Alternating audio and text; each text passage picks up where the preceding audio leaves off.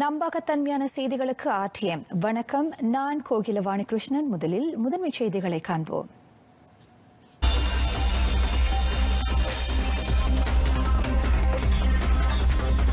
சிலாங்கூரிலும் கோலாலம்பூரிலும் ஏற்பட்டிருக்கும் நீர் விநியோக தடை 4 நாட்களுக்கு நீடிக்கும்.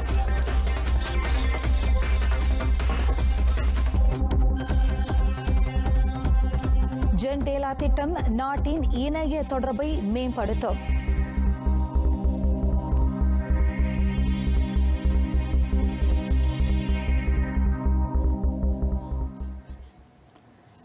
சிலாங்கூர் ஆற்றின் சுத்திகரிப்பு ஆலைகளிலும் ரந்தாவ் பஞ்சாங் சுத்திகரிப்பு ஆலையிலும் நடவடிக்கைகள் தொடர்ந்து நிறுத்தப்பட்டுள்ளன. அந்த சுத்திகரிப்பு ஆலைகளில் நீரின் நாற்றத்தை குறியிடும் அளவு தற்போது 1 உள்ளது. அந்த அளவு 3 முறை சுழியமாக பதிவானால் மட்டுமே நீர் சுத்திகரிப்பு ஆலைகள் மீண்டும் செயல்பட தொடங்கும் என சிலாங்கூர் நீர் நிறுவனத்தின் தலைமை செயல்முறை அதிகாரி சுஹைமி கமல் ஜமான் தெரிவித்தார்.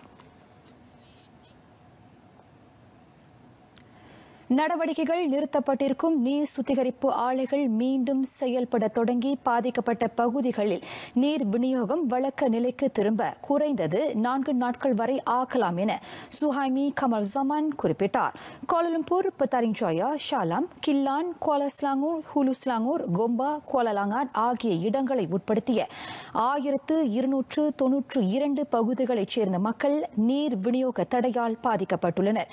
மக்களின் சிரமத்தை குறைப்பதற்காக நீர் லாரிகளின் மூலமும் பொது குழாய்களின் வழியாகவும் நீர் விநியோகம் செய்யப்படுவதாக சுவாமி கமல் ஜமான் கூறினார்.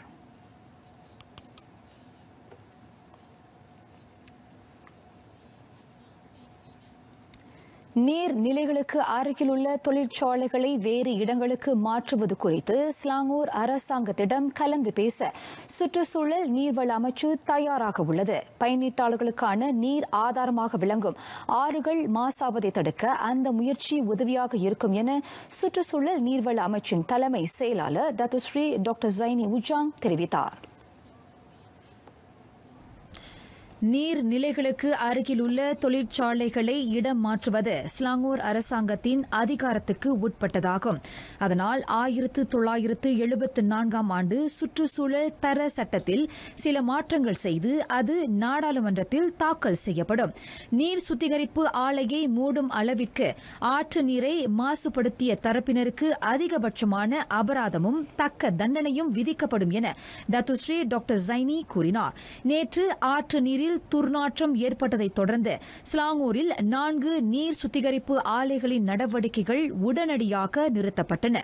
கிள்ளான் பள்ளத்தாக்கில் உள்ள 7 வட்டாரங்களை உட்படுத்திய 1292 பகுதிகளில் நீர் விநியோகம் தடைப்பட்டுள்ளது.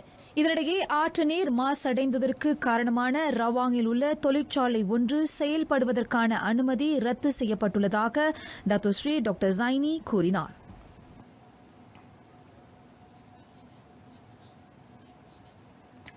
நாட்டில் புதிதாக 11 பேர் கோவிட்-19 வைரஸ் தொற்றுக்கு இலக்காகியுள்ளனர். உள்நாட்டில் தொற்றால் கண்டவர் 4 புதிதாக கண்டறியப்பட்ட சிமிஞ்ஞே குடிநுழைவு தடுப்பு முகாம் தொற்று சம்பவத்துடன் தொடர்புடையவர்கள் என சுகாதார தலைமை இயக்குநர் தன்ஸ்ரீ டாக்டர் நூரிஷாம் அப்துல்லா தெரிவித்தார். செமிஞ்ஞே குடிநுழைவு தடுப்பு முகாமில் தடுத்து வைக்கப்பட்டிருந்த நபர் சொந்த நாட்டிற்கு அனுப்பப்படுவதற்கு முன் மேற்கொள்ளப்பட்ட சுகாதார பரிசோதனையில் அவருக்கு கோவிட்-19 தொற்று கண்டிருப்பது உறுதிப்படுத்தப்பட்டதாக தன்ஸ்ரீ டாக்டர் நூரிஷாம் அப்துல்லா குறிப்பிட்டார். அதோடு அந்நபரை மருத்துவ பரிசோதனைக்கு அழைத்துச் சென்ற 4 குடிநுழைவு அதிகாரிகளில் 2 தொற்றால் பாதிக்கப்பட்டிருப்பதும் கண்டறியப்பட்டது. அவர்களோடு நெருங்கிய தொடர்புடையவர்களை கண்டறியும் பணிகள் முடுக்கிவிடப்பட்டுள்ளதாக அவர் சொன்னார். இதுவரையில் 269 பேர் பரிசோதனைக்கு உட்படுத்தப்பட்டதில் 3 தொற்று இருப்பது உறுதியானது. 123 பேர் தொற்றால் பாதிக்கப்படவில்லை.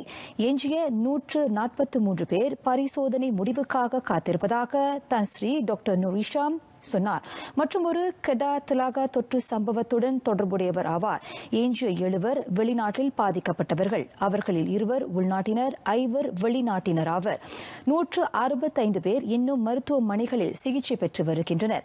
அதில் 4 தீவிர கண்காணிப்பு பிரிவில் அனுமதிக்கப்பட்டுள்ள வேளை 3 சுவாச கருவி பொருத்தப்பட்டுள்ளது. புதிதாக மரணம் பதிவாகவில்லை.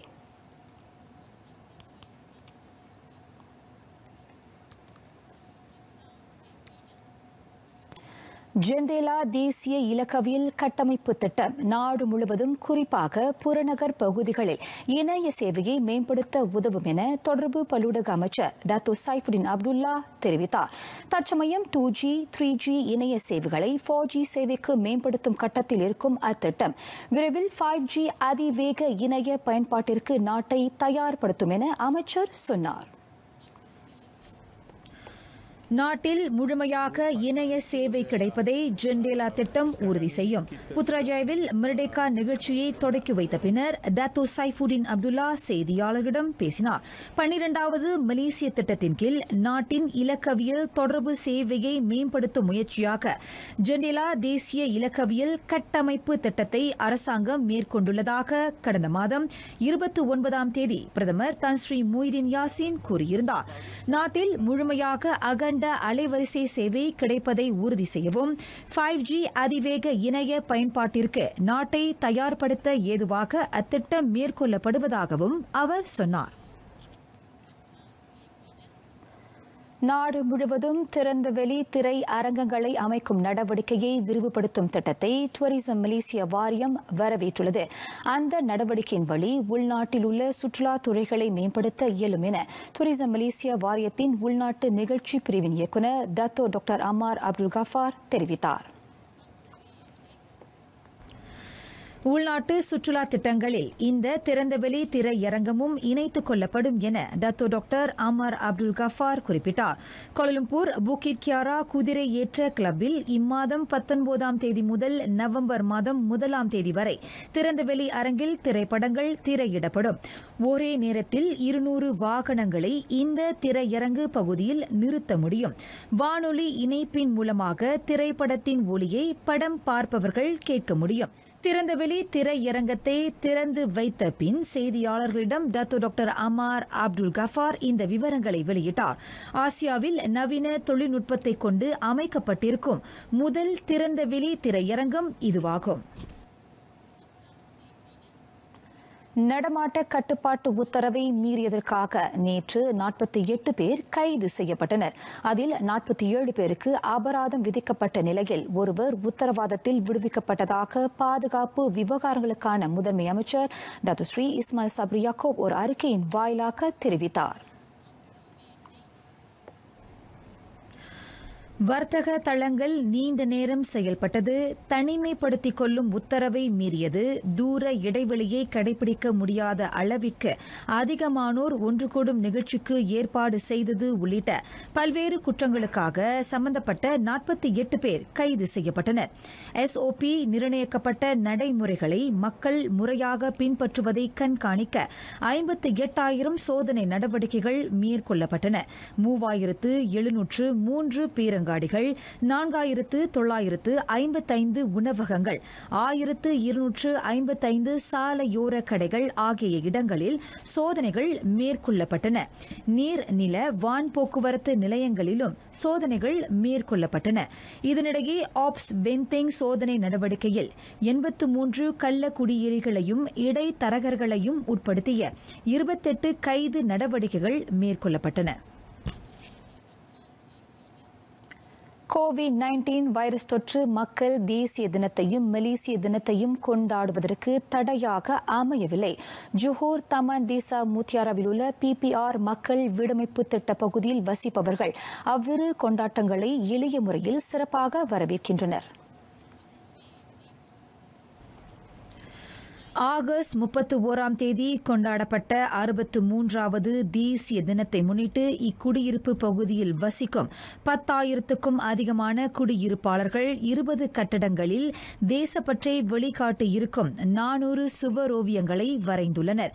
இக்குடியிருப்பு பகுதியில் வசிப்பவர்கள் மத்தியில் தேசப்பற்றை விதைப்பதற்காகவும் நாட்டின் சுதந்திரத்திற்காக போராடிய வீரர்களை நினைவு கூறுவதற்காகவும் இந்த முயற்சியை மேற்கொண்டதாக கங்கார் திப்ராவ் குடியிருப்பு குடியிருப்பாளர் மன்ற தலைவர் ஜவாஹிர் அலி தெரிவித்தார்.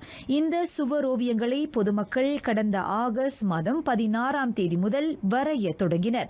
நாட்டின் மீது கொண்டுள்ள பற்றை வெளிப்படுத்துவதற்கு இந்த சுவரோவியங்களை வரைய வாய்ப்பு கிடைத்ததை எண்ணி மன மகிழ்ச்சி அடைவதாக இப்பகுதியில் வசிக்கும் மக்கள் தெரிவித்தனர். ஒவ்வொரு மாடியிலும் வரையப்பட்ட சுவரோவியங்களுக்கு 1000 முதல் 4000 ரிங்கிட் வரை செலவிடப்பட்டது. செப்டம்பர் மாதம் 16ஆம் தேதி கொண்டாடப்படும் மலேசிய தினத்தன்று இந்த சுவரோவியங்கள் மதிப்பிடப்படும். கோல்ட்மன் சாக்ஸ் முதலீட்டு வங்கி மீதும் அதன் இரு ஆசிய கிளை நிறுவனங்கள் மீதும் தொடுக்கப்பட்டிருந்த 1MDB நிதி மோசடி தொடர்பான குற்றச்சாட்டை கோலம்பூர் உயர் நீதிமன்றம் மீட்டுக் கொண்டது. பிரிட்டனை தளமாக கொண்டு செயல்படும் கோல்ட்மன் சாக்ஸ் வங்கிக்கும் சிங்கப்பூரிலும் ஹாங்காங்கிலும் செயல்படும் அதன் இரு கிளை நிறுவனங்களுக்கும் எதிரான குற்றச்சாட்டை அரசாங்க தரப்பு வழக்கறிஞர் மீட்டுக் கொண்டதை அடுத்து நீதிமன்றம் அந்த தீர்ப்பை அறிவித்தது. 1MDB மேம்பாட்டு நிறுவனத்துக்கு சொந்தமான பல கோடி ரிங்கேட் மோசடி செய்யப்பட்டது. விலை உயர்ந்த ஓவியங்கள், சொத்துடைமைகள், உல்லாச கப்பல் உட்பட பல்வேறு ஆடம்பர பொருட்களை வாங்க அந்த பணம் பயன்படுத்தப்பட்டதாக நம்பப்படுகிறது. 2012ஆம் ஆண்டு 1MDB நிறுவனத்துக்கு சொந்தமான 650 கோடி அமெரிக்க டாலர் பெருமானமுள்ள பங்கு பத்திரங்களை வெளியிட்டது தொடர்பில் கோல்ட்மன் சாக்ஸ் மோசடி குற்றச்சாட்டை எதிர்நோக்கியிருந்தது. அது தொடர்பான நடைமுறையின் போது பெரிய தொகையிலான பணம் தவறாக கையாளப்பட்டதாக மலேசிய அரசாங்கம் குற்றம் சாட்டியிருந்தது. எனினும் அந்த வழக்கை தொடர விரும்பவில்லை என அரசாங்க தரப்பு வழக்கறிஞர் இன்று தெரிவித்ததை அடுத்து அந்நிறுவனம் மீதான குற்றச்சாட்டு மீட்டுக் கொள்ளப்படுவதாக நீதிபதி அறிவித்தார். அதன் வாயிலாக கோல்ட்மன் சாக்ஸ் வங்கி அந்த மோசடி குற்றச்சாட்டிலிருந்து முழுமையாக விடுவிக்கப்பட்டு விடுதலை செய்யப்படுவதாகவும் அவர் சொன்னார். தமது தரப்பு உட்படுத்திய 1MDB நிதி மோசடிக்கு தீர்வு காணும் வகையில் கடந்த மாதம் 250 கோடி அமெரிக்க டாலரை கோல்ட்மன் சாக்ஸ் வங்கி மலேசியாவிடம் வழங்கியது. அதே சமயம் அந்நிறுவனத்துக்கு சொந்தமான இதர 140 கோடி ரிங்கிட் பெருமானமுள்ள சொத்துக்களை மீட்க உதவிகள் வழங்கப்படும் எனவும் அது உத்தரவாதம் அளித்துள்ளது. 1MDB நிறுவனத்துக்கு சொந்தமான பணம் உட்பட 450 கோடி அமெரிக்க டாலரை அமெரிக்கா மீண்டும் மலேசியாவிடம் ஒப்படைக்கும் என இதற்கு முன் பிரதமர் தன் ஸ்ரீ மொய்தீன் யாசின் கூறியிருந்தார். ஊழல் தொடர்பான விசாரணைக்கு உதவுவதற்காக இருவரை ஊழல் தடுப்பு ஆணையம் தேடி வருகின்றது. 50 வயதான தியோன் ஷோன் என்ற ஆடவரும் 61 வயதான மாலா நாயர் என்ற பெண்மணியும் தேடப்படுவதாக ஊழல் தடுப்பு ஆணையம் ஓர் ஊடக அறிக்கையின் வாயிலாக குறிப்பிட்டுள்ளது. மாலா நாயர் என்ற பெண்மணியின் இறுதி முகவரி கோலம்பூர் தூன் டாக்டர் இஸ்மாயில் ஆகும். இப்பெண்மணியை பற்றி விவரம் அறிந்த பொதுமக்கள் ஊழல் தடுப்பு ஆணையத்தின் விசாரணை பிரிவின் துணை ஆணையர் முகமது நசீர் அஹமத் தஜுடினை 01376194 என்ற எண்ணில் தொடர்பு கொள்ளும்படி கேட்டுக் கொள்ளப்பட்டுள்ளனர். அதேவேளையில் இரண்டாவது நபரான தியோன் ஷோன் இறுதியாக கோலம்பூரில் உள்ள தமான் தன் யூ லாயில் வசித்து வந்துள்ளார். அவரை பற்றிய தகவல் அறிந்தவர்கள் ஊழல் தடுப்பு ஆணையத்தின் கோலம்பூர் கிளையின் விசாரணை பிரிவின் துணை அதிகாரி முகமது ஃபிர்டவுஸ் முகமது சாட்டை 0120650000 அல்லது 01947282860 என்ற எண்களில் அழைக்கலாம். நாளை பிற்பகல் மணி 1:30க்கு மாய் ஃப்ரீவியூ அலைவரிசை 123 தமிழ் செய்தியை கொண்டு வருகிறோம். மீண்டும் சந்திப்போம்.